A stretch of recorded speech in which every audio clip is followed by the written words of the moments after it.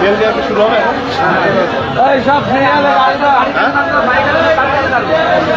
কি ঘটনা ঘটেছিল এবং সর্বশেষ ব্যবসায়ীদের একটু অসুবিধা হচ্ছে। মামুন দরকার নাই, তোমার এটা নিয়ে নাও। আবারও কিন্তু কুষ্টিয়া স্টোর্স পাম্পে পেট্রোল অকটেন সহ সব ধরনের জ্বালানি তেল বিক্রি করা শুরু হচ্ছে, যেই কারণে আসলে পেট্রোল অকটেন সহ অন্যান্য জ্বালানি বিক্রি বন্ধ করা হয়েছিল, সেই জিনিসটা সমঝোতা হয়েছে স্থানীয় ব্যবসায়ী এবং পেট্রোল পাম্প যে মালিক কর্তৃপক্ষ আছে তারা সহ প্রশাসনের বিভিন্ন ইউনিটের কর্মকর্তারা বসে এই সমঝোতাটা করেছে। আপনারা দেখতে পাচ্ছেন যে কুষ্টিয়া সদর উপজেলার ইউনো ঘটনাস্থলে আছে, কুষ্টিয়া মডেল থানার যে ভারপ্রাপ্ত কর্মকর্তা উনি ঘটনাস্থলে আছে। তারা কিন্তু যে পাম্প কর্তৃপক্ষ সহ স্থানীয় ব্যবসায়ীদের সাথে কথা বলে আবারও পুনরায় পেট্রোল বিক্রির যে স্বাভাবিক পরিবেশ পরিস্থিতি সেটি তৈরি করেছেন। আবারও শুরু হবে এখন পেট্রোল অকটেন সহ সব ধরনের জ্বালানি তেল বিক্রি। খুশি তো? এখানকার চিত্র আপনাদের একটু দেখানোর চেষ্টা করব।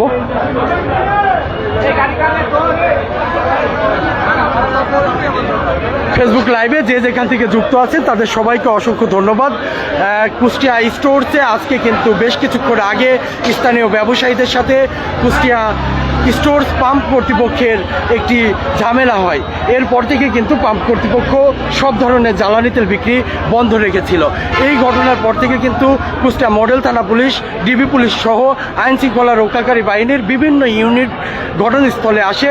এছাড়াও কুষ্টিয়া সদর উপজেলার ইউনো হারুনুর রশিদ তিনিও কিন্তু ঘটনাস্থলে আসে এবং তারা কিন্তু পাম্প কর্তৃপক্ষ সহ স্থানীয় ব্যবসায়ীদের সাথে বসে কিন্তু এই সমস্যাটি সমাধান করেছে।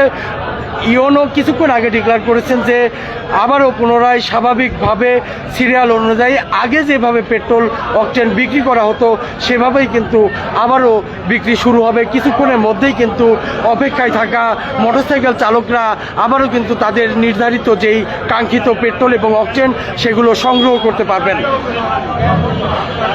আমরা এখানে এসে স্থানীয়দের সাথে কথা বলে, পাম্প কর্তৃপক্ষের সাথে কথা বলে এবং বাইকারদের সাথে কথা বলে যেটা জানতে পেরেছিলাম যে আসলে এই জ্বালানি তেল সংকট পরিস্থিতিতে বেশ কিছুদিন যাবৎ কিন্তু দীর্ঘ লাইন লক্ষ্য করা যায় এই কুষ্টিয়া স্টোর্স পাম্পে।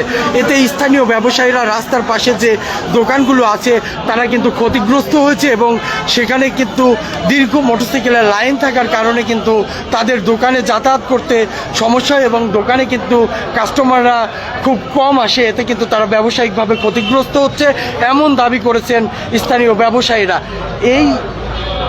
এই বিষয়কে কেন্দ্র করে কিন্তু হট্টগোলটা সৃষ্টি হয়, বিশৃঙ্খলা সৃষ্টি হয়। এরপরে কিন্তু পাম্প কর্তৃপক্ষ বেশ কিছুক্ষণ ধরে পেট্রোল অকটেন সহ সব ধরনের জ্বালানি তেল বিক্রি বন্ধ রেখেছে। এখানে কুষ্টিয়া সদরের ইউনো বলল যে কিছুক্ষণের মধ্যে কিন্তু পেট্রোল অকটেন বিক্রি শুরু হবে। এতে কি আপনারা খুশি কিনা?